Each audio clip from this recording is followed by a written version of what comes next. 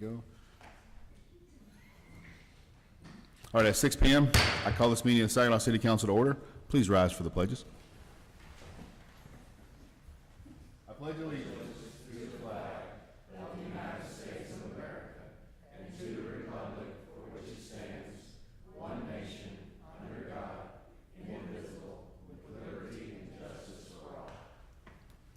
Honor the Texas flag.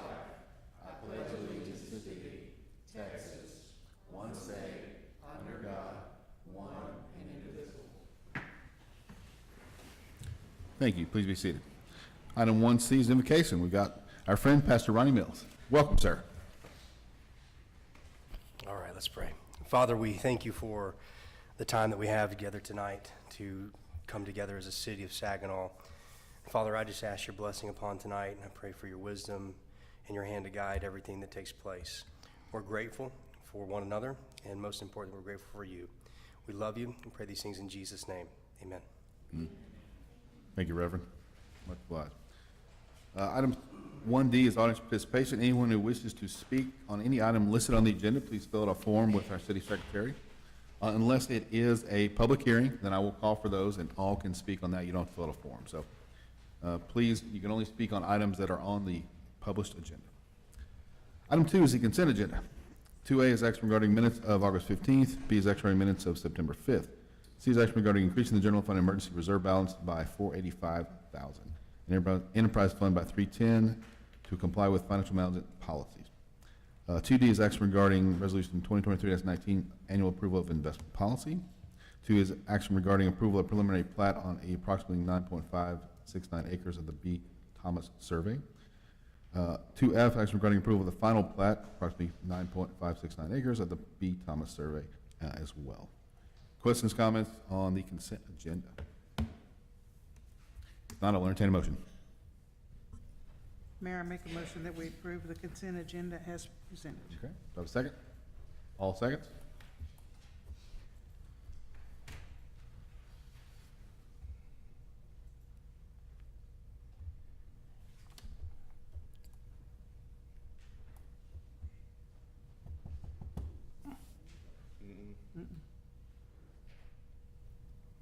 This is in progress. We're just sitting. It's trying. It's thinking about it. Look, I have the same shirt on.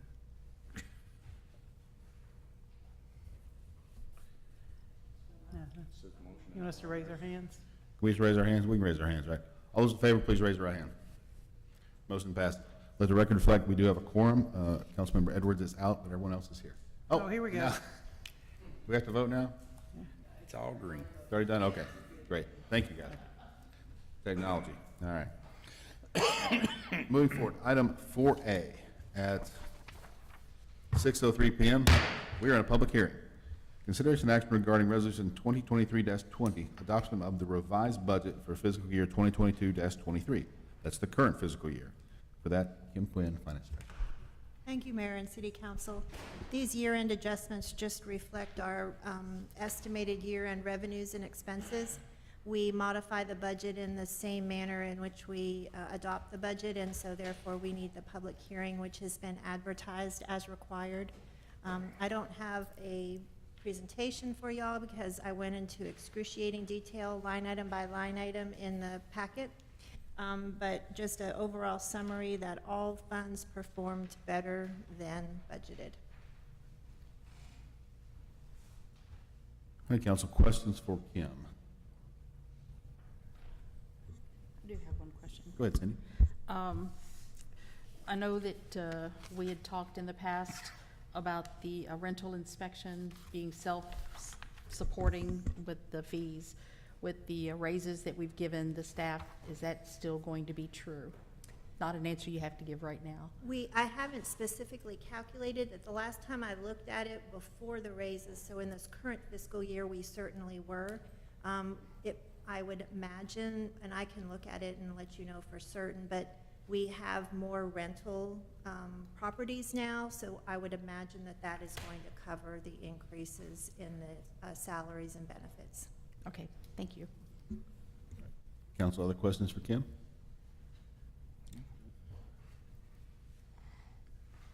I do have a request to speak on this. It is a public hearing. Mr. Pete, would you like to join or come forward?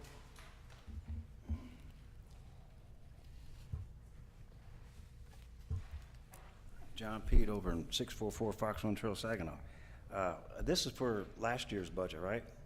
Last year's budget was the highest increase we ever had, 13.86. And you're gonna be going into this year at 9.95. So I'm gonna ask that you start looking at the Texas Comptroller site for fiscal transparency, where we get a chance as taxpayers to compare ourselves to different cities with the same population and tax base.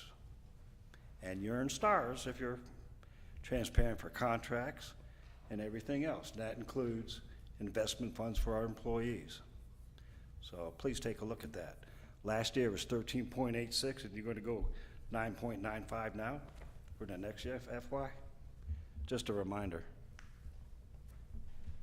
We are still in a public hearing. Anyone else wish to speak? Now is the time to do so. It is open to anyone in attendance. Okay. If not, at 6:06, I'll take us out of a public hearing, and I'll entertain a motion.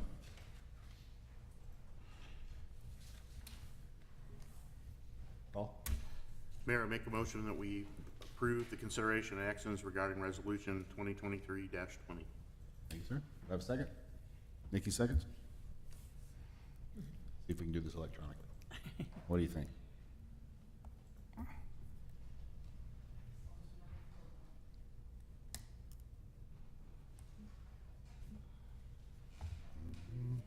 Nope.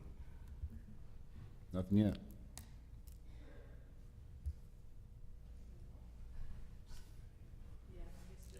All right, all those in favor, please raise your right hand. Motion passes. Thank you. Thank you, Kim. Appreciate it. All right, moving forward, item 5A, city ordinance review. Who's going up first? Come on. Welcome.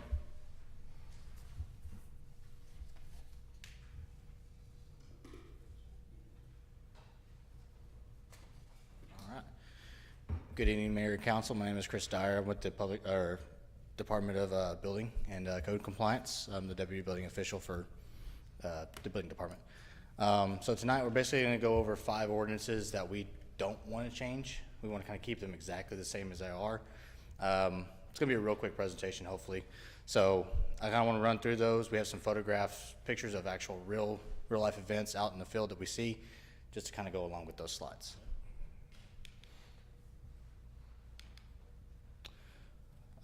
So the first one is going to be outside storage. Just kind of a quick cap on that as far as the definitions. Storage of any items listed in subsection 30-241 hyphenated B and public view within the front or side yard of the property for more than 24 hours. On top of that, it's going to say outside storage shall not be constituted to include items stored within the rear yard of the property, whether or not subject to public view. Now, property is platted or unplatted property, private real property, and then public view is viewable from a public right-of-way or public easement.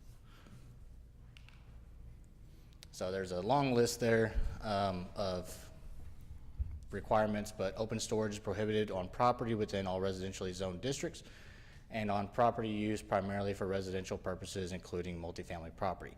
And then B is open storage to the following items is prohibited. Some of that's what you normally see is merchandise for sale outside of yard sale permits. Building materials, trash cans, trash containers, which is pretty common in the city. Inventory or supplies for a business that's not strict or prohibited, or not prohibited but permitted, chemicals and supplies, which would be a TCQ hazard. Yard swing sets, waterscapes, children's playgrounds, equipments, and toys. There's another section in here that says that it has to be in good repair or in operable condition for those. So bicycles and stuff like that you typically see the kids on the street playing with, those are perfectly fine to be out there. Furniture, barbecue grills, etc. Appliances, lawnmowers, tools, boxes, barrels, buckets. That's another mosquito harborage or violation of TCQ requirements. And motor vehicle parts and accessories, including but not limited to. and unattended motor vehicles, which we'll also go over it as well. Mayor and Chris, if I could, just want to preface this, the ones that are selected up here, the reason they're chosen, they're the ones that consume the most staff time, the ones that generate the most complaints for them to go investigate, and then the ones that generate the most complaints that they are actually handling. That's how they ended up on here, so that's how those 5 got picked. Yeah. We picked 10 that consumed the most time, caused the most controversy, these are the remainder of those 10. is Okay. What they're covering, so sorry we didn't. Oh, thank Yeah, you. sorry to not Appreciate bring that. that to y'all's attention. Let's see, preclusion. Nothing in this article shall be precluded in the city from enforcing any nuisance, health, and safety or fire code violation that are screened from the public view or exist anywhere on property. And then you have section 30-243, affirmative defenses to prosecution. This kind of just goes into the legal aspects for everything, but for purposes of subsection 30-241, that is a valid garage sale permit, like I said before, for outside merchandise and sell merchandise. For the purpose of subsection 241B, the building materials are used for the active construction or demolition work performed on the property, which would be, again, a permit. For purpose of subsection 241B6, for the items routinely used and not damaged or inoperable, sorry. For purpose of subsection 241, that the barbecue grill or smoker is actually being used or mounted to an attached trailer that is licensed and capable of being operated in the public roadway. So everything has some exceptions, but most of the time we don't see those exceptions. We are seeing without those exceptions. So for instance, this is one of the properties that we have. You see lawnmowers, you see trash receptacles, you have what looks to be like an arbor, like a Walmart buy as far as an arbor that doesn't have a screening device over it or anything like that, which is not a permitted accessory as well in a front yard. Another location, you got construction materials without an active construction permit, as well as boxes, buckets, maybe a wheelbarrow or two in there. Another one here, you got buckets, boxes, tarps, maybe some household goods that probably shouldn't be out there, like appliances and whatnot.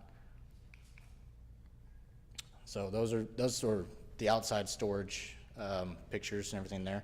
Now we'll go into the property maintenance overview. So this is Property Maintenance Code, the 2018 Chapter 3, Section 301-.2.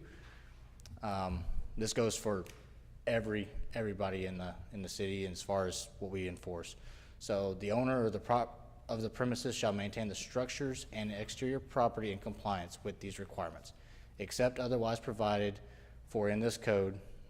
A person shall not occupy as owner occupant or permit another person to occupy premise that are not in sanitary and safe condition and that do not comply with the requirements of this chapter.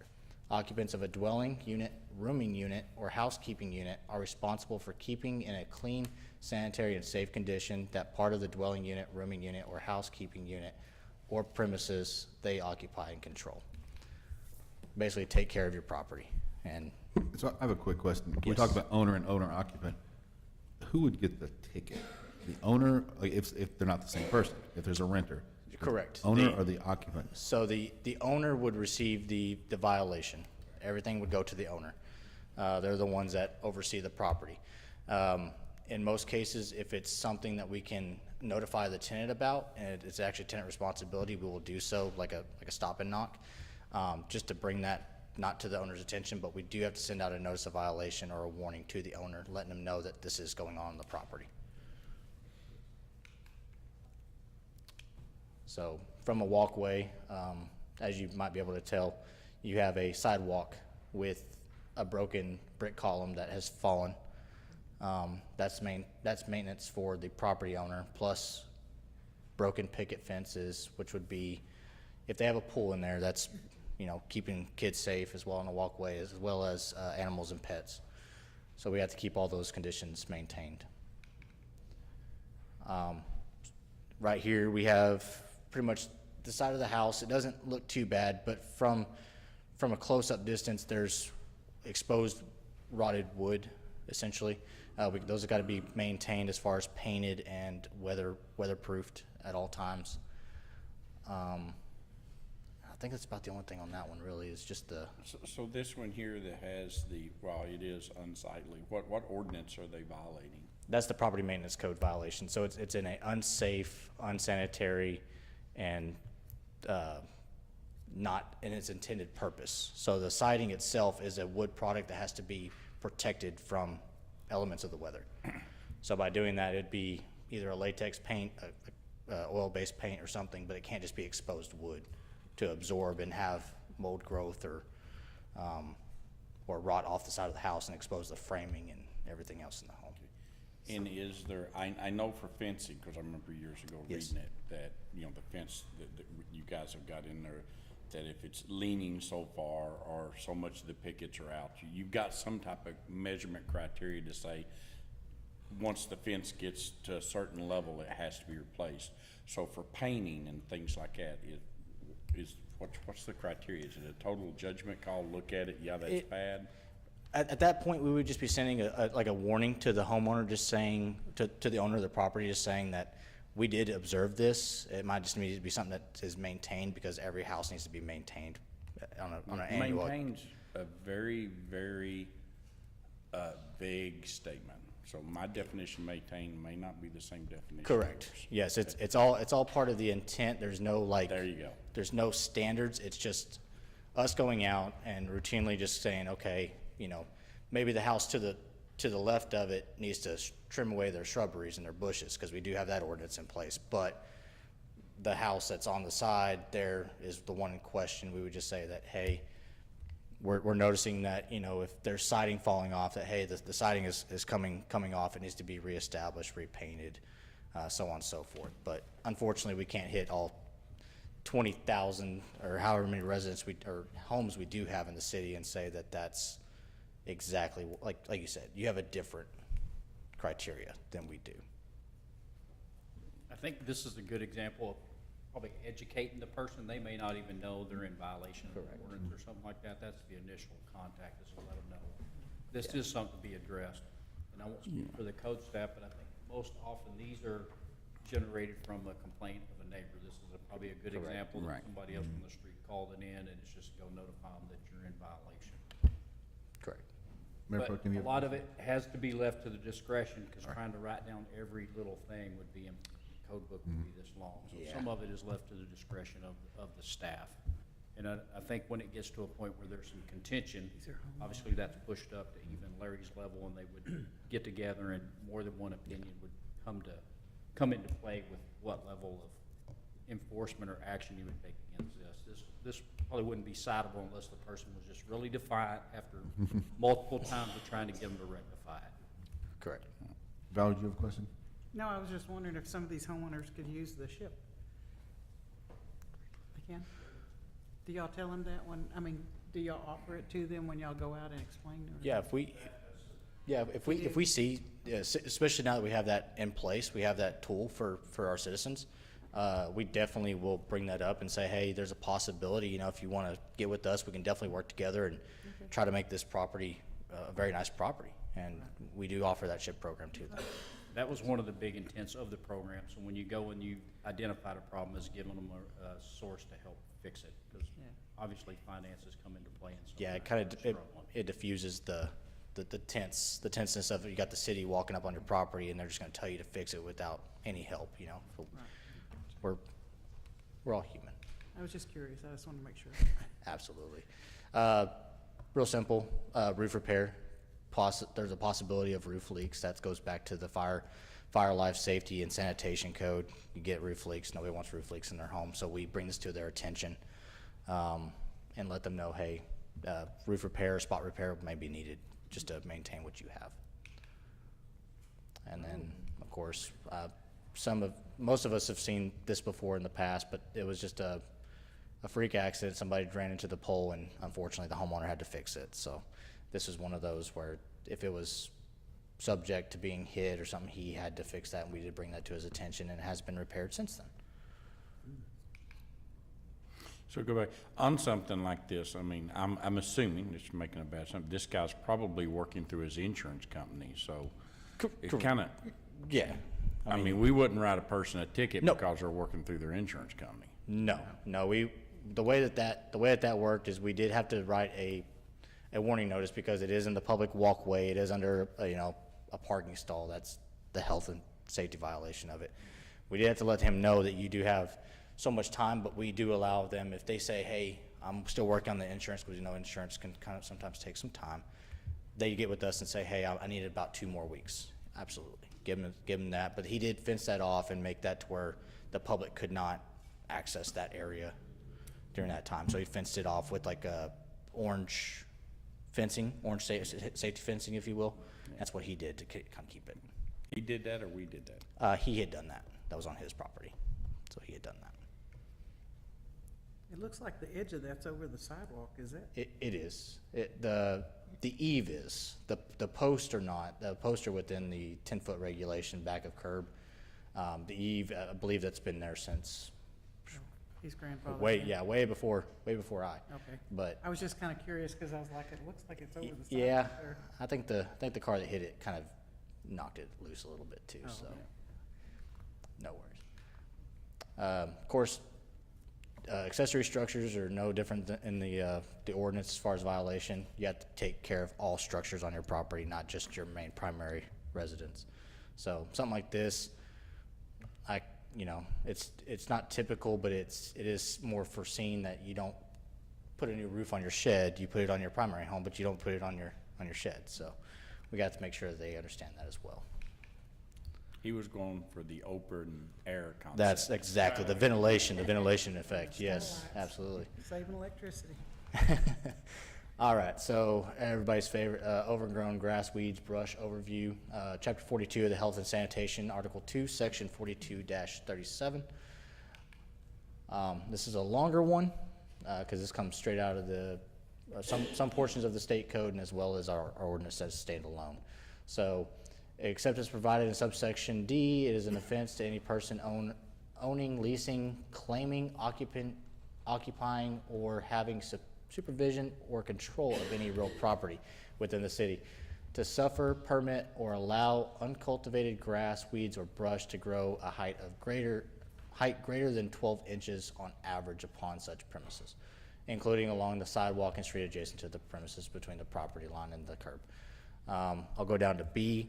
It shall be the duty of any person owning, leasing, claiming, occupying, or having supervision or control of the real property within the city to cut or cause to be cut grass, weeds, and brush.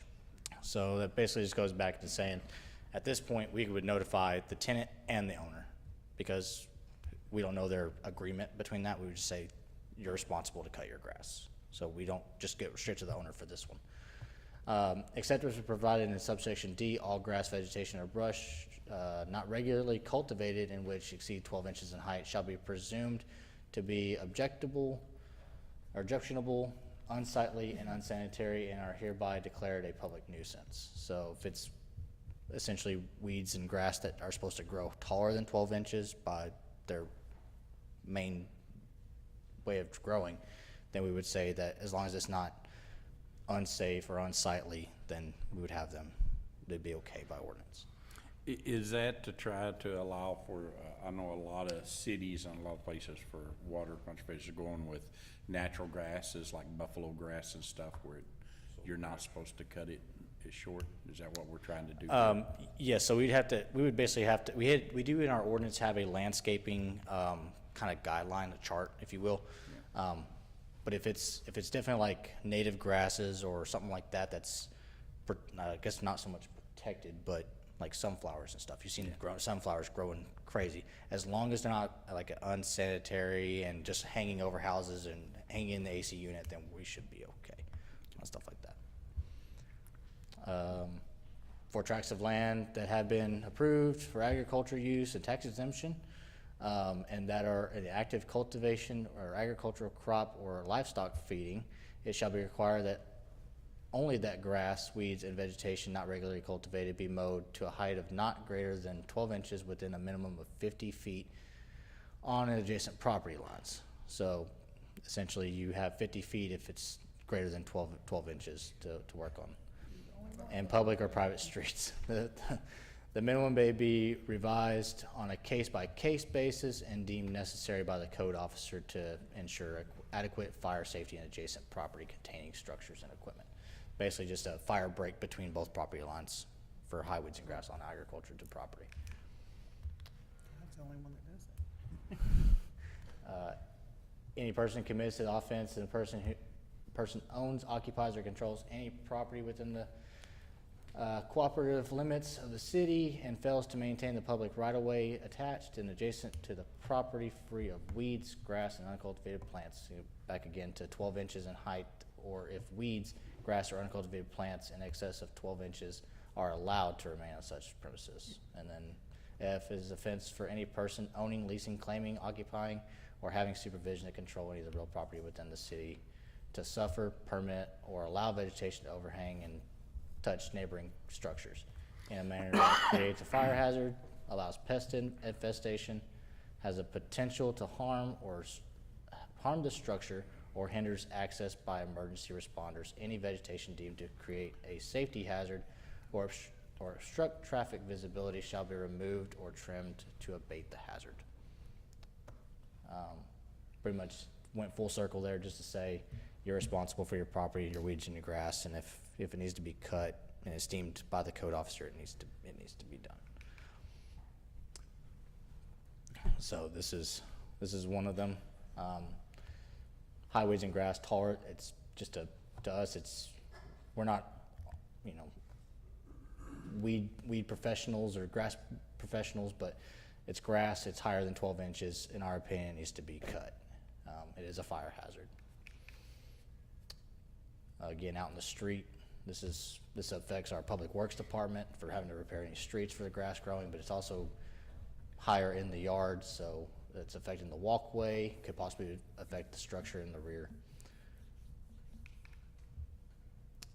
And then this is one neighbor mowed their yard one day, but the other one did not. So we have grass that's probably about But if 30 you lay inches it down, tall. It's not 12 inches tall. That's what that's doing. They're trying to lay it down there. Yeah, so that's about 30 inches tall there. Yeah. Bell that and make hay. All right, so off-street parking and loading requirements overview, blocking a sidewalk. This is another common one that we see very regularly. People like to buy cars, so they just don't have enough space to put their cars. So this is just Article 8-9 for off-street parking, supplemental district regulations. Residential parking standards, the following regulations shall apply to all residential zone districts and apply to any required front and side yard being used to park or store vehicles, including boats and trailers. So boats and trailers are vehicles. E, all vehicles shall be parked in relation to the street and dwelling at right angles and not extend over the walkway or be closer than 8 inches from the back of the curb so that they will not obstruct the pedestrian ways. So essentially, we don't want the pedestrians going out in the street. Notwithstanding the foregoing, vehicles parked on residential lots maintaining a primary vehicle entryway in the side yard lot in the length not greater than 10 feet may impede the pedestrian walkways if the vehicle will not fit entirely within the vehicle entryway. So, again, we buy things, they just don't fit. So we do have like an RV here that's over the sidewalk, and at that point, we would be having the pedestrians walk in the roadway or around the mailbox essentially to get back to the sidewalk. We don't want that. Family member came in, whatever the case may be, it just can't be parked like that. It's within 8 inches of the back of the curb and have to go out in the street. And not sure. So he does have an RV, just RV had to fit there and the truck could not go in the driveway. Another truck's in the other stall, so we don't want that to be a case either.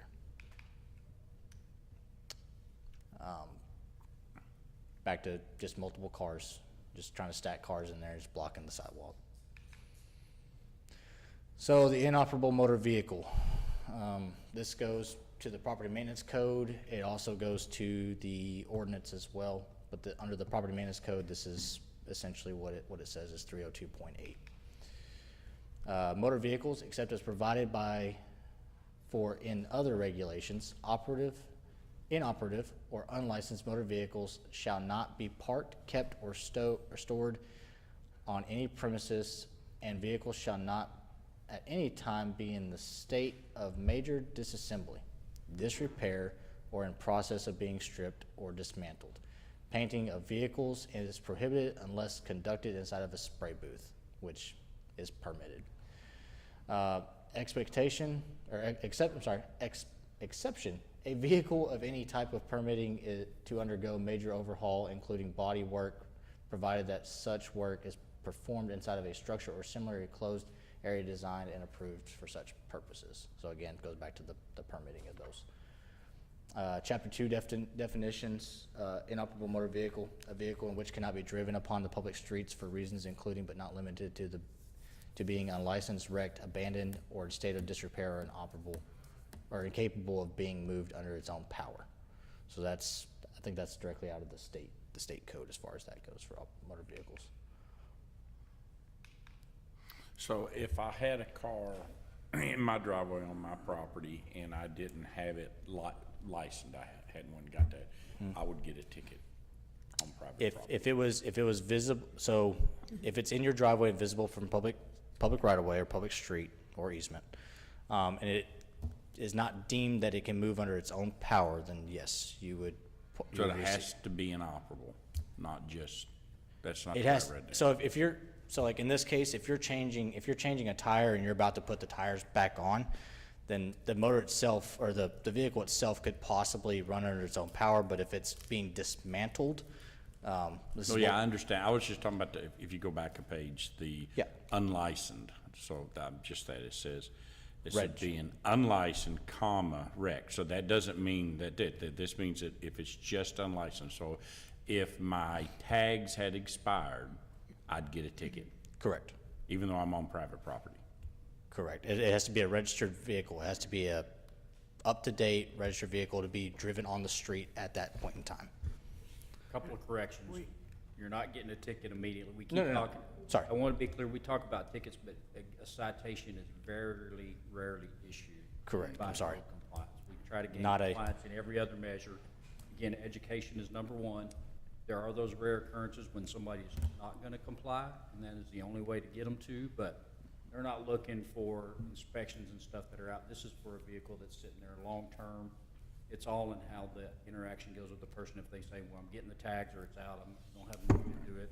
Staff is very amenable to knowing the issues that go on financially with people. So just to say you're going to get a ticket for your tags out, that's not necessarily Yeah, a I'm correct sorry. statement. Not a Could it be ticket. citable for a reason if you have it sitting there for 6 months and you're not doing anything with it? That's when the enforcement would probably be ramped up. How do you handle it when they have a car cover over it? You can't tell whether it's got a plate or not. A car cover? Well, the car cover, we would actually request to have a visitation with the owner. And if they said no? just to, at that point, then we could just, I guess, just gonna go with the notice or a warning. Okay, so if we spot the This is- violation prior, Sorry. I'm Shelby, code compliance officer. If we spot the violation prior to the car cover going on it, we have to do an inspection because we know there's a violation there. Okay, If they've got that's- the car cover there before we spot it, we don't ever know that there's a problem. Right. So that's how So that goes. the question was, there's a cover on it. Mm-hmm. You don't know whether it's got a proper license plate or not. What do you do? It's not a violation. If I can't see it from public right away from the street, Okay. I don't know there's a violation there at all. And that also goes for garages too. It's enclosed, it's in the garage. What's inside the garage, it's outside of public view, so. So we'll start with that one. This could be a two-way situation as far as, it could just be getting a new set of tires put on there, and once it's dropped off the jacks, it runs under its own power. But he could also be dismantling it, so we have to use our judgment and say, we noticed this, and then they get back with us and say, yeah, we were just putting tires on there. Okay, great. And we drop. See, I could see this, I could see it right now, because this, to me, I see this safety violation. I mean, yeah, it's on jack stands, but you're not supposed to be leaving a car. Correct, just on unattended. jack stands. So Correct, correct. This, to me, absolutely is one, because it's a safety violation. Correct. That could easily be somebody doing their own brakes or something like Right. that. That's not Correct. gonna warrant a violation. That's Right. really a talking. Yeah, we just wanna talk. Seeing what's going on, and he's saying, I'm doing this. There you go. It's- There's no problem. Right. Correct. Generally, this is gonna be when code enforcement gets involved. It's either been this way a long time, or the Right. neighbor's saying, this has been this way for 3 weeks, and they have to go investigate. right. That's- I mean, a lot of time it's a complaint, generally what happens. it's a complaint from a neighbor, a lot of Correct. times. Correct. Yes, sir. Yeah, how Yes, we sir. hear about it. We don't Yep. necessarily go around looking for these things. Neighbors bring it to our attention. Yes, sir. Yeah. What Yep. about those people that work on cars outside of their houses that leave stuff sitting out there? Is that not, Well, I think we have one of those on we this. have more than on- one, but yeah, I know three. but Yeah, anyway. we do have that on here, as well as, I just want to make a little quick statement on this one. It is also missing the license plate, so that would be one of another reason to go in and go talk to them. This one itself, this, again, could have just been, hey, just had a bad day, got it flat, you know, we just want to kind of just talk and see, make sure is operational. But then again, this could have been a complaint that the neighbor said, yeah, this van's been sitting in the driveway for 3 weeks and it hasn't moved. I mean, and it's not, you know, the window's cracked open and it's dusty and it's all the little things that kind of make it look like, hey, it hasn't been moved for a while. This is the dismantling or repairing, if you will. We're got a half of a truck, if you will, in the driveway that he's just working on. But And the it's- tires are aired up. That's- Yeah. Tires are very aired up, yes. Tires are So- very cool. Yeah, so we'll give him a little grace on that one, but yeah. Almost look like tractor tires. That's what I was thinking. So that one is clearly not operational under its own power. So this is what we would write up and say that we can see it from public view, even though he has a big gate on one side, he just doesn't have it from the actual public view on the side yard, which is what the inoperable code says. So it's very visible. You just didn't park right. Correct. you know? So that's the end of it. I'm sorry to take y'all's time so much, but I have any questions, I'd be happy to answer, hopefully. What constitutes a waterscape? A waterscape? Yeah, it was the beginning. A of the xeriscape? Or like a. One of your, I think it was his first or second slide, you had a waterscape. So the things in the front yard cannot be over 24 inches of a aquatic vessel. Okay. So anything that holds water that is 24 inches or greater is considered a pool, essentially, under the pool and spa So my code. squirting firefighter's good. And then as far as a waterscape feature, which I may. Yeah, I wouldn't know how to really answer that one. I don't To know. be investigated. Yeah, correct. Yeah. Like a goldfish pond, right, is what you're thinking? Yeah, it would just have to not be a nuisance or cause mosquito harborage or anything like that. So can you send us this, because we didn't get this can we get this presentation? That's my failure. I meant to print those out, get them to you ahead of time, so we'll give them to you, anticipating questions after you read them in more detail. Yeah, absolutely. And if you don't mind, give me a page that says that you said there's 10 ordinances here we're looking at, right? Yeah, the other 5 we've already brought before you. And the one with the off-street parking, we already touched on it, but primarily the surfacing and all that, but it's a big ordinance. It touches a lot of things. That's why it's kind of a rehash on a couple of things. Right. So we'll get those to you tomorrow, for sure. Okay, cool. Any other questions for Chris?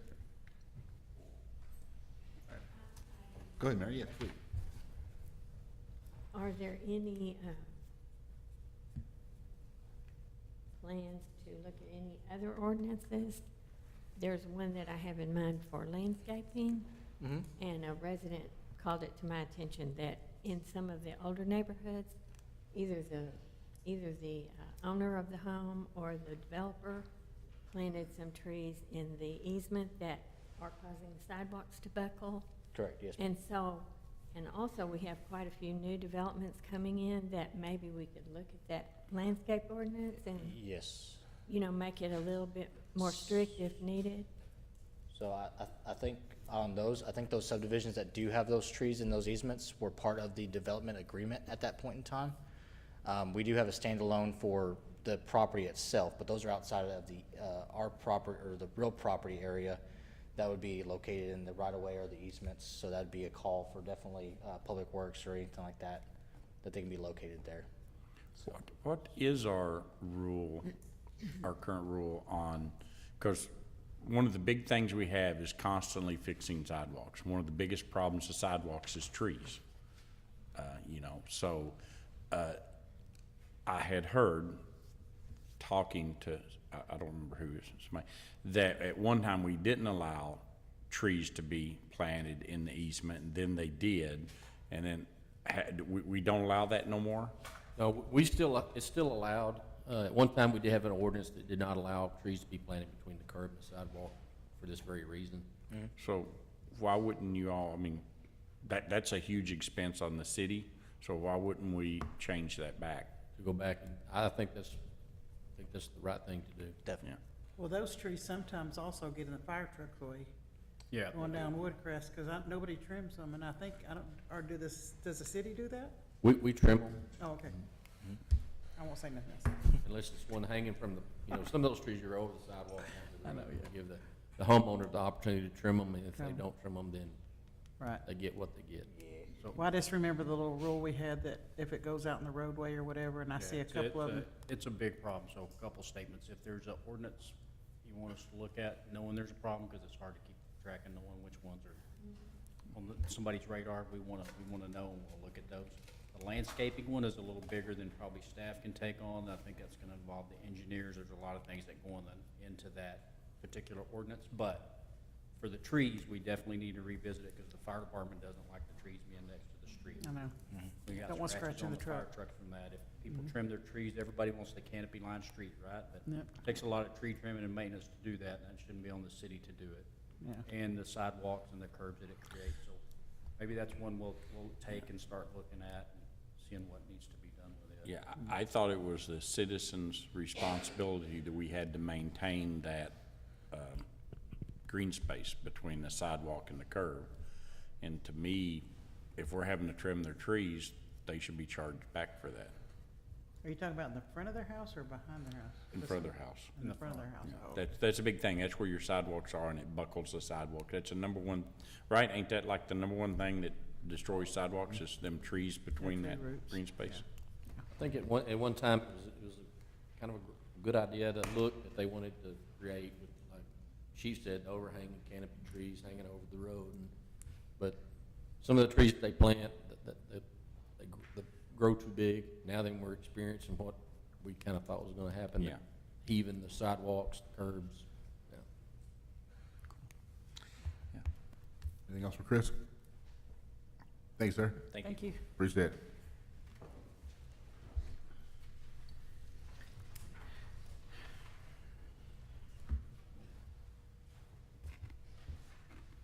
All right, moving forward, item number 5B, consideration action regarding Chapter 380 Economic Development Agreement, Incentive Agreement with Blazing Hospitality. I think that would be Keith. Good evening, Mayor and Council. This item that's before you today, you've actually seen before. But if you'll give me an opportunity to give you a little explanation, I'd like to do that. I'd like to use a word that one of our residents, Mr. Pete, used, which was transparency. And that's kind of what we're doing here today. If you'll remember back, and in the council packet, I put in there that we originally drew up or brought to you a 380 agreement back in, I believe it was October of last year, October, November of last year. And so we were moving forward at that time. For whatever reason, the agreement never was drawn up. And even though you approved it, it was never drawn up. So we came back to you in May for transparency to show you that it wasn't drawn up. We would like you to see what you were approving before, give you the opportunity to approve what you've seen, which was the 380 agreement. You approved the 380 agreement for this property for 1005 North Saginaw Boulevard for $25,000 for the demo of the building. what we're bringing to you today is a revised 380 agreement, but it's a performance-based revision. First, before we get to that point, I'd like to show you just a few pictures of what we're talking about so you'll know and understand. I don't have a map up here, but if you drive north on Business 287, you'll see this building. That picture doesn't really do it justice. If I can get it to switch to the next one, there we go. That's kind of what it looks like from the road. It's an odd-shaped property, a triangle-shaped property. It was built a long time ago for some reason at that angle. One of the things that I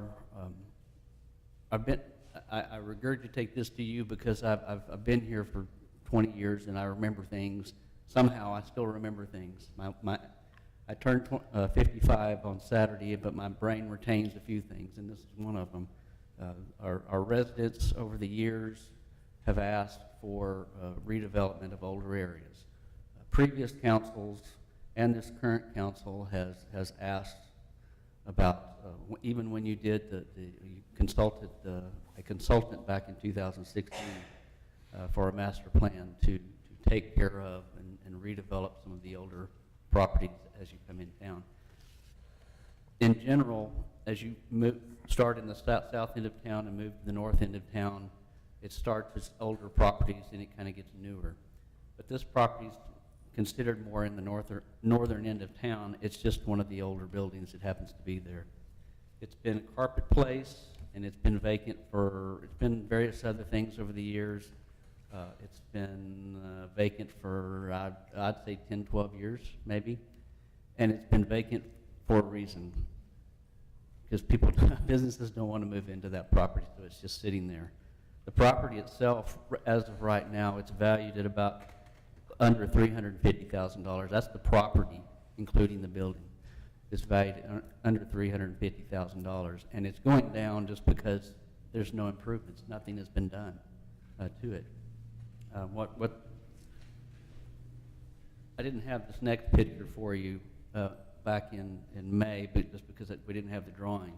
What the property owner finally bought the property in late spring, early in June, bought the property, and what they're wanting to put in is, with that $25,000, is to demo the existing building, and then build this structure, which will hold up to 4 businesses in that. From the time when we first, when they sought bids for demolition, prices have increased, and on our end, we've looked at and listened to what you've said and what our residents have said, which are, number one, I mean, there's more than 2 things, but I'm only giving you 2. But number 1 is we don't want any more chicken places. Now, I'd like to back up and say we don't control the chicken places in Fort Worth. We have nothing to do with that, but they're there. But residents and council says we don't want any more chicken places, and we don't want any more donut places. So when we redrew this document, we drew it in as a performance-based document. Where the $25,000, you've already agreed to that, they've agreed to that. This is performance-based, where it's up an additional $17,500, so a maximum of $42,500 to bring in 2 desirable food establishments that are not chicken places and not donut places. If they don't bring those in, or if they don't bring in the 2 food establishments, they don't get the money. But if they do, that's enticing them to bring in what our residents have asked for in the surveys, from emails that I get and phone calls that I get, daily, conversations that I have with the residents that you've had, saying that they want sit-down restaurants and fast casual restaurants. Am I right? That's what's been asked for. So we're asking them to do that and not bring us. I mean, nail salons are great; they really are. I don't go to one, but they're awesome in cash stores and stuff. But that's not what our residents are wanting. We're asking you to give us this, and there's an incentive for you to do that. Any questions? Well, one thing I forgot to mention is the property, and this is very important, the property itself right now is valued at under $350,000. They're gonna demo the building, and they're gonna build this picture, what you see right here.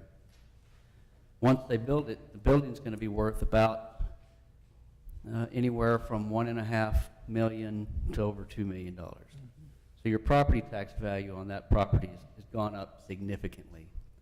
I'm not a finance director or a math person, so I can't tell you what their property values are gonna go up to, but it's a bump.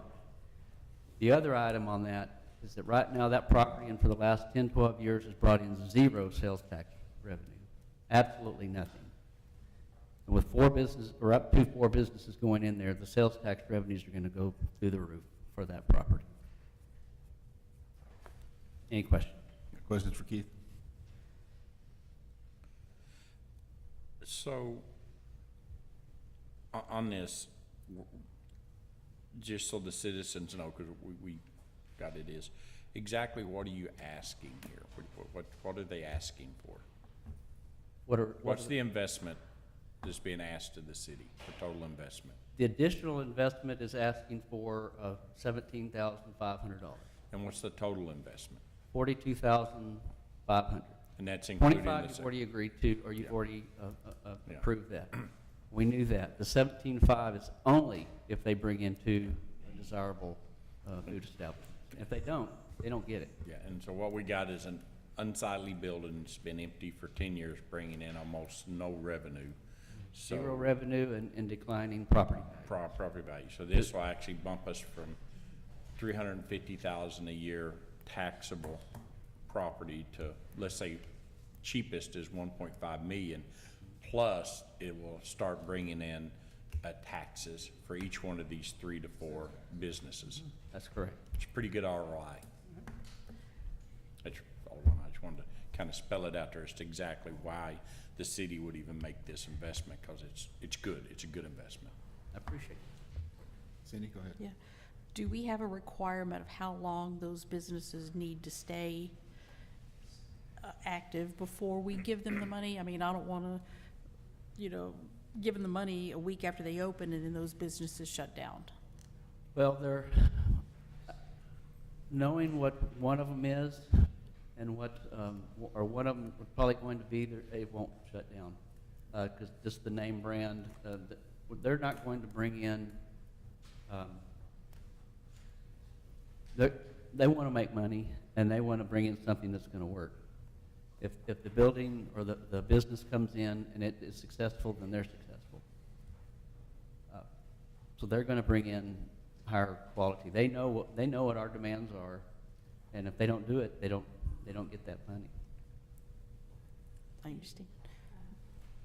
Just to build on that a little bit, even if one of the businesses did go under, that building is still there. Building's still there, And that's accept right. the new Thank tenant. you. Yeah. So, The building doesn't go away until councils and 30 years down the road decide to tear it down and build another. But the building's still there. If the building, hypothetically, if one of those businesses go out of business, one of those 4 goes out of business, there are others waiting to go in there. Right now, and for the last 3 years, I think I've told you before that during COVID, we didn't lose any businesses. We lost 1, but it had nothing to do with COVID. And I've had a hard time with the properties that we have right now finding vacant spots for businesses wanting to come in, because we just don't have any.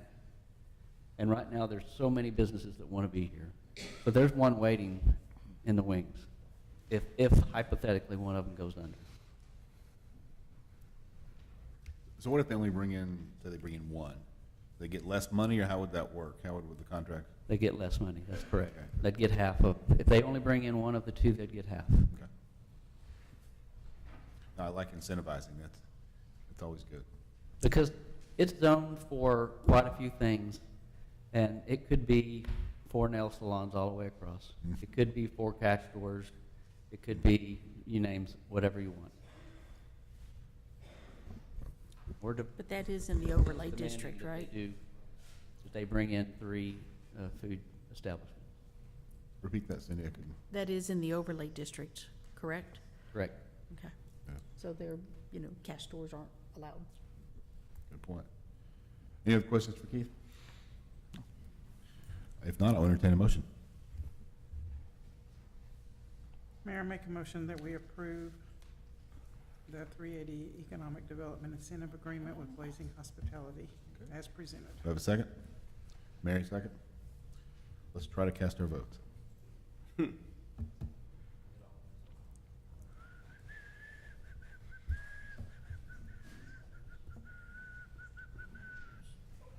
progress. It's not doing it? We are. Just raise your. All in favor, raise your right hand. Motion passed. Look, we gotta work this one out. It Thank you, hadn't guys. worked in a while. I know. Oh, there it goes. Okay, at 6:55 PM, we're in a public hearing. Consideration action regarding ordinance 2023-25, a change in zoning from neighborhood commercial to community facility of approximately .439 acres. Susie, Mr. welcome Mayor and back. Council, thank you. Might be a little rusty, but essentially this item, I don't know, in February, we rezoned the 2 existing parcels for the library. However, since then, we purchased another parcel for parking. And so this is just for the rezoning of that parcel so to be utilized as a library. So that is what you're going to be voting on today. Questions for Susie? Don't want to let her off too easy. We need to break her back in. She's been gone for a while. We missed you, though. Thank you. Any questions? I guess we're good. Thank you, Susie. I will entertain a motion. Oh, no, wait. Public hearing. Don't stop. It's a public hearing. Anybody else? Anyone from public can speak on this. The floor is open. The microphone is available if you would like to speak on this item. If not, then at 6:57, I take us out of a public hearing. Now entertain a motion. Mayor, I make a motion, we approve the rezoning as presented. Okay, thank you. Have a second? Cindy, second? All in favor, raise your right hand. Motion passes. Thank you, Susie. Thank you, folks. Item 5D, consideration action regarding resolution 2023-21, ordinance amending the subdivision ordinance for the administrative approval of all plats. Our friend Bryn Meredith. So this is optional, discretionary. During the last legislative session, the legislature decided to streamline the approval of plats by establishing a very aggressive shot clock by which a city is required to approve or deny preliminary plats and final plats. A good deal of time goes into reviewing plats. Obviously, your consultants are involved. We previously, in all of our cities, had established a process whereby the 30-day shot clock, which is what applies, the 30-day shot clock doesn't start until staff determines that the plat is administratively complete. The legislature has now said we cannot impose an administrative completeness requirement, and that the 30-day shot clock starts on the date that the plat is submitted, compliant or not, deficient or not, and the application fee is paid. If you miss that 30-day window, even if the plat is deficient or defective in any way, it's approved by operation of law. So some of our cities are establishing filing dates. We have one city that's decided that you're only allowed to file a plat application on the same day, one day per month. So everything is considered at the same time. Another city that's decided that you can only file a plat application at least 28 days prior to when the Planning and Zoning Commission meets.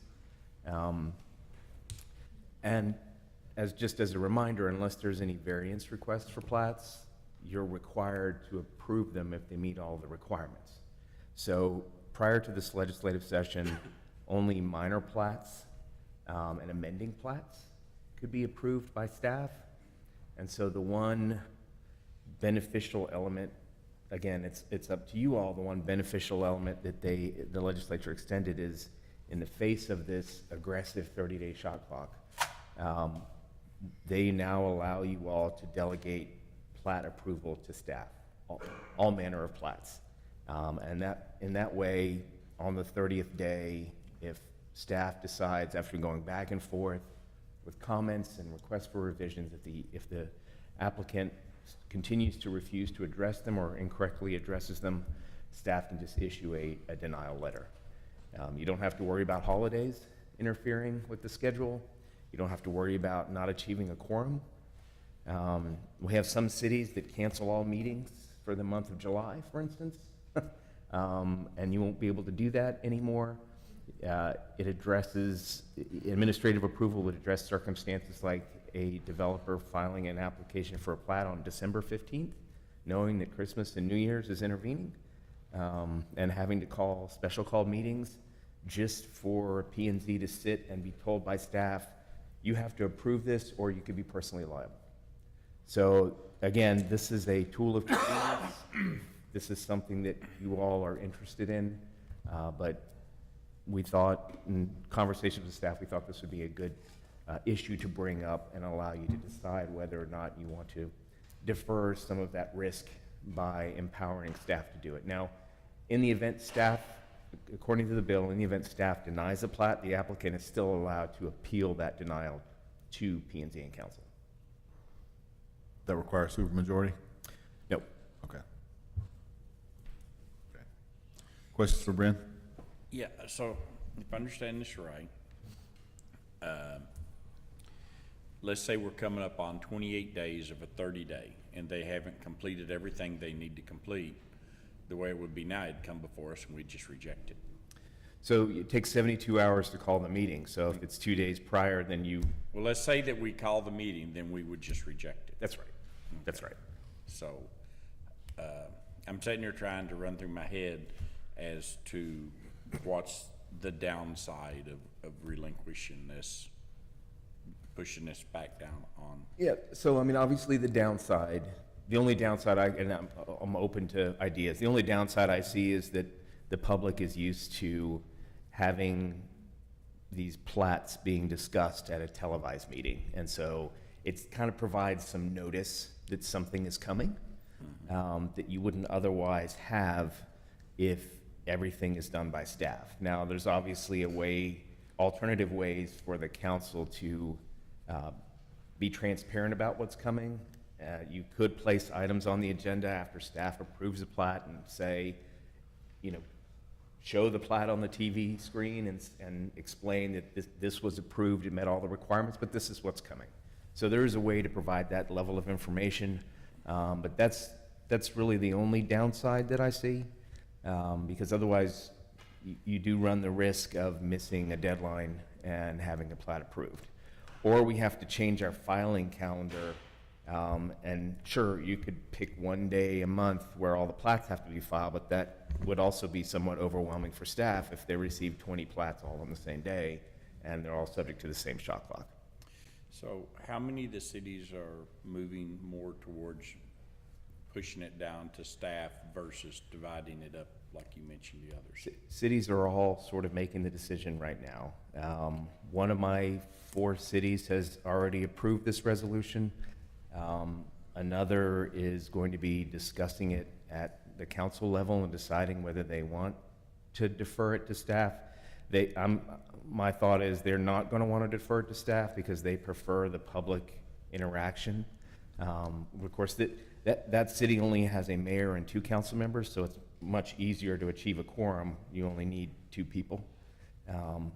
So it really is a decision. And of course, if you do defer this to staff and you decide that this isn't working, you can repeal it and have everything come back to council. Yes. This directly affects Randy and Trent. So what we're talking about, and you're aware, as plats come, they have to be approved. I can't think of a time where we would bring an uncompliant plat forward because the strength of the relationship on the city side is we have our requirements, our subdivision requirements that have to be met. So do you want to speak to this? I mean, it's really a formality, honestly, and this would improve efficiency. You're kind of emphasizing what Brent said earlier, which is if it meets all the requirements, which we have clearly in place, it's really not a vote at that point. You have to approve it. Yeah. Well, hold on, I mean, Yeah, we're mine. talking about issues where the plat, you got a 30-day clock. And what we're worried about here is them running the clock out and not fixing the stuff. So the big thing is to make sure nothing gets approved. And so since it can't be approved, if you get up to that 30-day clock, we have to reject it then. We can't run it past the 30-day clock. That's right. The only alternative you have is if the applicant is amenable to requesting a 30-day extension. However, if you don't defer it to staff, in order for that 30-day extension to be approved, you all actually have to vote on that 30-day extension. So a 48-hour notice where the applicant decides, you know what, it's fine, let's do another 30 days, let's get that right. We're out of time to call a meeting to have you actually vote on it. Then you'd reject it. That's Very what you simple. would do. Yeah, you would deny it. The problem with denying or conditionally approving a plat also is if they don't appeal it, they have the right under the law to attempt to remedy those deficiencies, and you have to give them a letter explaining what the deficiencies are. Then when they resubmit to cure those deficiencies, the shot clock is reduced to 15 calendar days instead of 30. Cindy, do you have a question? Yeah, I like the recommendation that you had with that one city that talks about, it brought forth, so the council is aware of what's going on, and the citizens are aware as well. That being said, have we considered televising the planning and zoning meetings? Streaming This them? wouldn't come to planning and zoning, though, would it? No, it would. Oh, it wouldn't? Okay. No, it would be purely done at the staff level. Okay. For transparency for our citizens. That's I'm right. talking about. That's right. That's the benefit of it. The idea that you can turn it down was always a legal illusion, right? Platting is a public land registration system. It's not like zoning where it's legislative and you have discretion. So you never really had discretion, but to your point, you have the discussion at a public meeting, everyone sees the plat, it can be displayed on the screen, and everybody knows, oh, maybe there's development coming. So could we? Suzie, do you have a question or something you need to add? I was going to more so say a comment. So this would be similar to how we process our civil plans. Civil plans are all administratively approved. However, in regards to all P&Z items, we do include all of the updates on the city manager's report. So you would still be getting internal updates on everything that has been approved or denied, or anything that we're discussing. I know that some other cities update what P&Z items or what developments have been approved, and they just publicize it on their website. So that might be an easy transition, just posting everything on the website in terms of what has or has not been denied or approved that month. Right, that's a good point. I mean, there's no real rational basis why plats come to you, but the construction plans don't. They're all ministerial. You're checking the ordinance with the application, and if it meets it, you have to approve it. And I will say, just for an example, we do have a development that we've been working with for a couple of months in regards to their plat. They have met all of our regulations, and so their developer is currently waiting until our next P&Z and our next city council. But since it happened after September 1st, we either have to either approve it or deny it.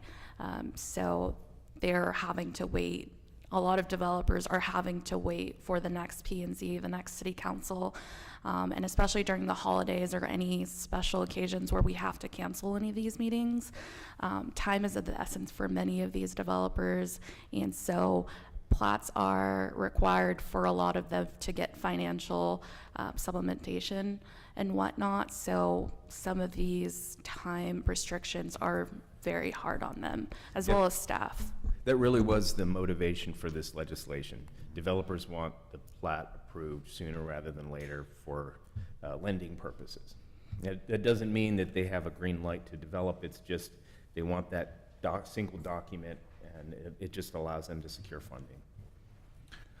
I think this highlights the need to make sure our ordinances are buttoned down very well.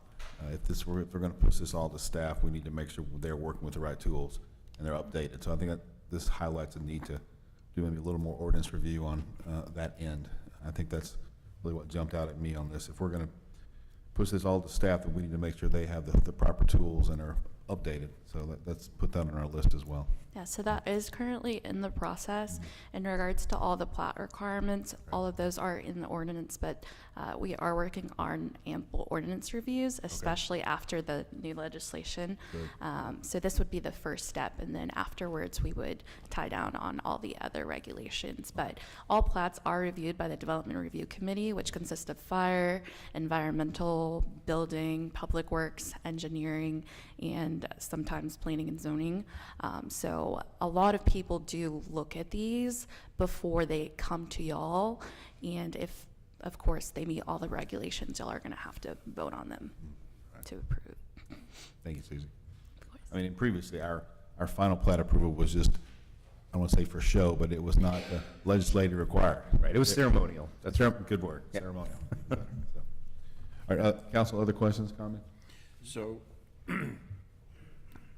like I say, the only concern I have is openness to the citizens. So if we can get where, I know they said this is going to be added to Gabe's, I guess, city manager's weekly, but that's not, the citizens don't really get that. So if we can have it, agreement that it would maybe monthly or whatever, that these get posted on at least the city website, and have an easy way where they can click on and say, these are plats that got approved this, you know, this month.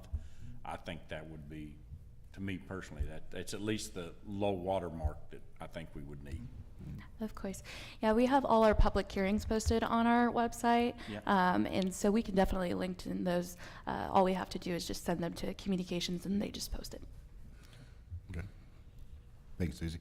Any other questions, folks? Questions, comments for Brent? Anything else you need to add?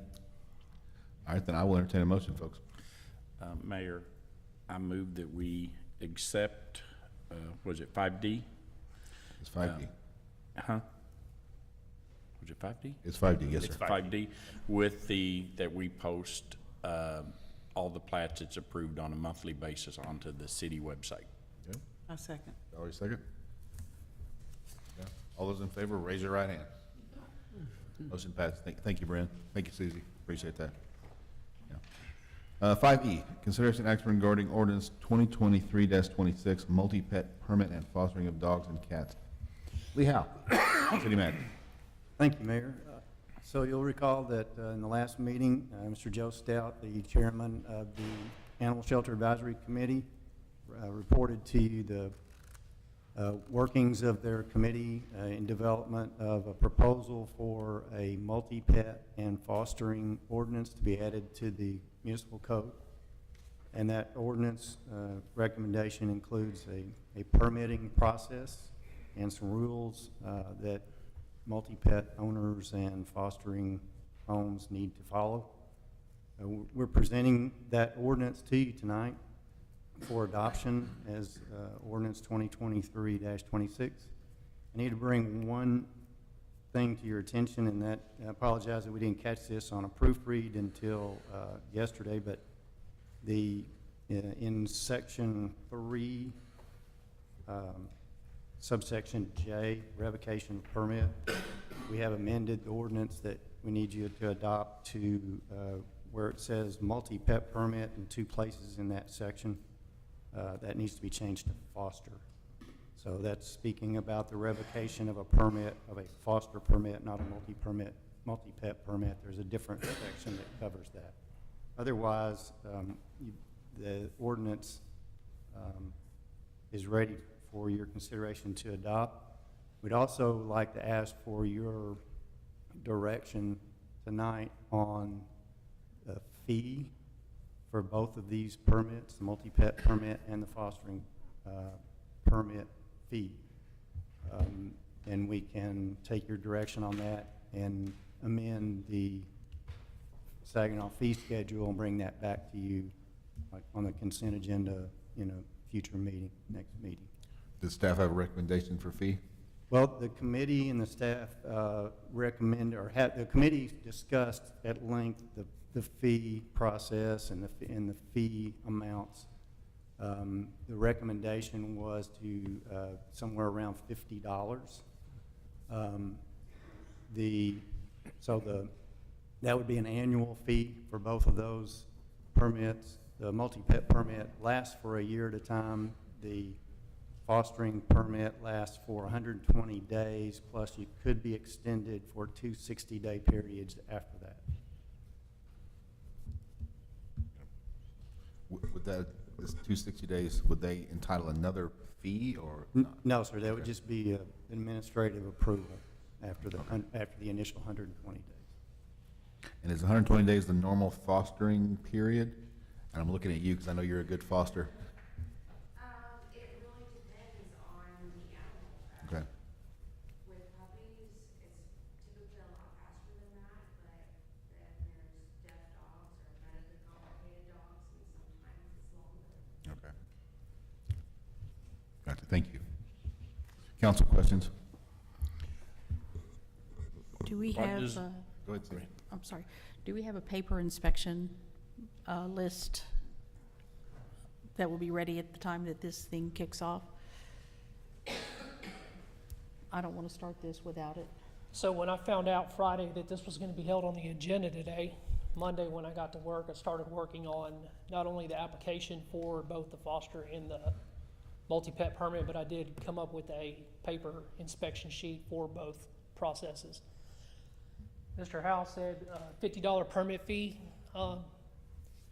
The advisory board had recommended a lower fee for the foster permit due to the fact that the actual foster families would have to supply the food and everything for the animals and care for them and all that stuff. So they were requesting a possible lower fee, say maybe $25 for a foster permit, $50 for the multi-pet permit. That sounds reasonable. That does sound reasonable. Yeah, Other as a- questions, folks? Yeah, my thing is what, the only reason we should be charging anything is to recoup any cost for the for the city, so, what cost, do we have any idea what cost, the city would have on this, fostering? Cause that's a, to me, the reason I asked that on that one is they're doing a community service. And technically, it should actually help us, right? By fostering animals, it should take it out of, some of these animals should take them out of the care of the actual city pound. If they're being fostered by a rescue group, the rescue group has care for that animal. Right, so that should help us. So if the rescue group pulls from our facility and places that animal into a foster group home, then that would take the animal out of our shelter and place it as their, I don't want to say burden, but their responsibility to have that animal adopted out. On our end, where an animal would be fostered would be one, if they were a neonatal. We do not have the manpower to bottle feed kittens or puppies as often as they need to be taken care of. If we have an animal, like we had a dog that was in the kennel, he'd been there for 3 months, he was jumping up and down in the kennel and tore his ACL. He wound up having to have surgery on that, and one of our volunteers came and fostered the animal and wound up being a foster fail, and the dog is now her pet. So we have certain circumstances or special conditions where we will foster an animal out.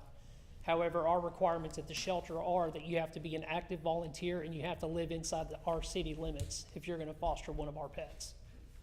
Is that still, even with this new change, it's gonna be that way? Yes. Why would we do that? So if it's a active volunteer at our shelter, we are comfortable with them, okay? We're not just giving the dog to somebody off the street and not knowing any history behind the person or anything like that. We're not able to do background checks for criminal history to see if maybe there's a animal cruelty violation or something back there that we're not aware of. And like I said, a lot of the animals that we do foster out have either medical conditions or they're neonatals. And a lot of times when that comes up, we contact rescue groups immediately and say, hey, we have a special condition, we need to get this animal out of here.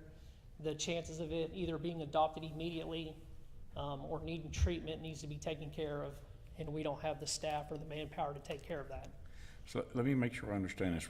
We're fixing to pass an ordinance to allow organizations to foster animals within our city, but yet we will not allow them unless they're an actual volunteer within our animal shelter to foster any animals No, within sir. Saginaw? The volunteer group, if a volunteer agency has an animal and they reach out to say, Megan, say, hey, I've got an animal that needs to be placed in a foster home, and she takes that animal in, okay?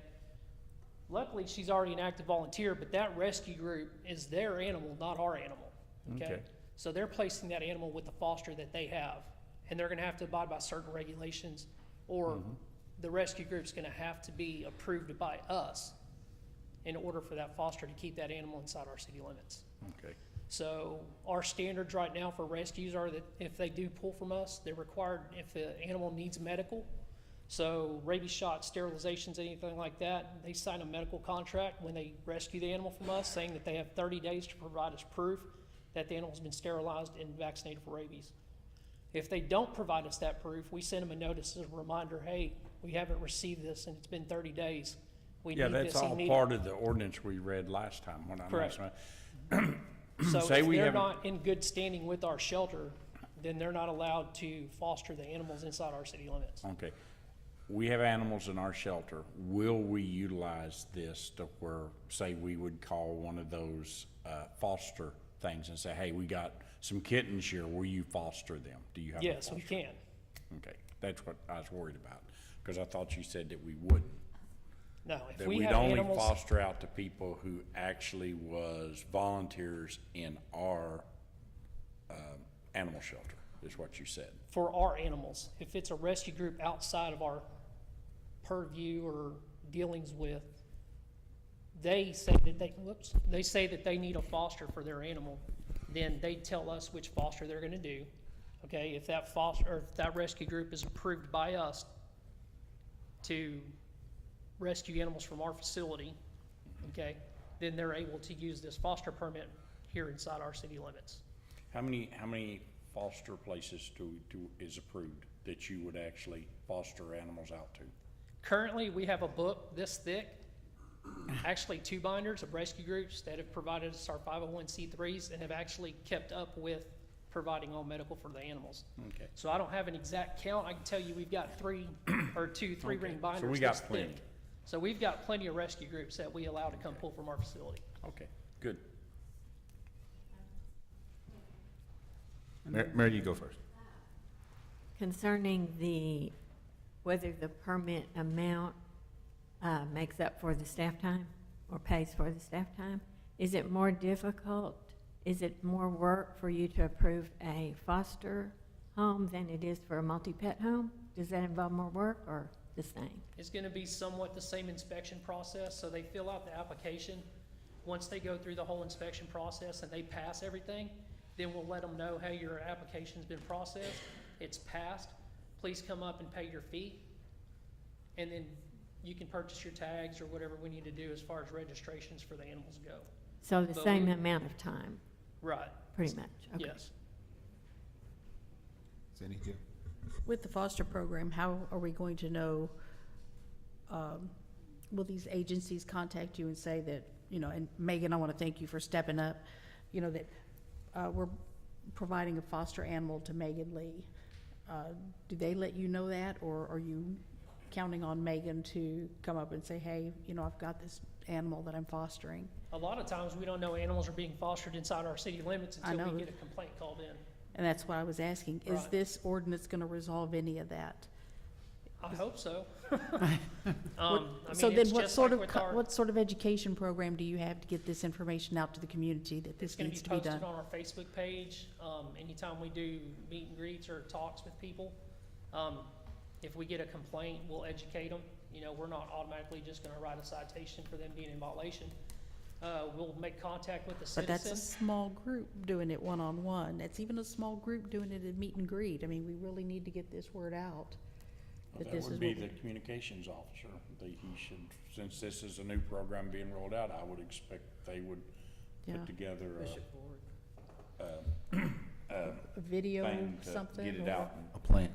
to the public. Again, we keep talking about writing lots and lots and lots and lots and lots of citations, but the education behind this doesn't seem to be supporting very that. rare And I'm will trying I to help issue- you out here. I understand, but very rare will I issue a citation on the first contact with somebody. there's usually a lot of, hey, we need to get this done, this is the ordinance. Try to educate them as much as possible, but as Chief Spears said, eventually that's not gonna work and a citation needs to be issued. Well, again, you know, this is a new program, like Nick recommended, we have a communications department, and I think this needs to be a priority task for them. Is that something we need to vote on? That is definitely not something we need to vote on. That doesn't have anything to do with the ordinance. That's how we communicate, and that's a whole different thing. But yeah, I agree. I agree with you. We can get it out.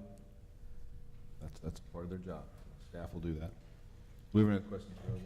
Just a comment, I think $25 is good for sheltering, or for the fostering, because they do have the financial burden, and I think $50 for a multi-pet makes people really think hard before they're gonna go ahead and do it. I'd like to keep On it the at that. multi-pet, it's gonna be the cost of the tags too, so if you have 5 dogs, that's $50, or if you have 7 dogs, that's $70, and then 50 on top of that, so that's $120 for the permit and the registrations, and that's due every year. So I think that's gonna be a ticket shock to somebody. But if they're gonna care for animals, they're gonna have a lot of financial burdens anyway. So that's minimal compared to taking one animal into a vet for one visit, Yeah, $120 is probably an office visit. without the shots or Right, without medications the or shots anything else. everything. The last time I took my dog in, it was $400 walking out the door, and that was the office visit, shots, medications, all that stuff. Right. So, and I think that'll be one way of assuring that the people that we're bringing in are gonna be quality people taking care of animals. Correct. Council, other questions, comments? I'm good with it. You good with it? 50, 25. So we good with 50 and 25? Everybody good with that? Thanks, sir. You're welcome. All right, then I will entertain a motion, and I think in the motion we need to say the fee. Mayor, I move that we accept 5E with a dollar amount of $50 for the, what do they call it? Multifamily, and $25 for the fostering. Thank you, Nick. So Have a second? Just to clarify, obviously, you'll actually be voting on those fees at the next meeting. Okay. It's okay to include them in the motion, but it'll just be coming back. Do I have a second? We'll see, he practiced, I second. Paul, second? Okay. All in favor, raise your right hand. Thank you, guys. Thank you, folks. Thank you, Jose. Appreciate that. Thankfully, executive. All right, I'll entertain a motion to adjourn. Mayor, I make a motion, we adjourn. Valerie, Cindy, all those in favor, raise your right hand. At 7:27, we're out of here. Thank y'all, folks.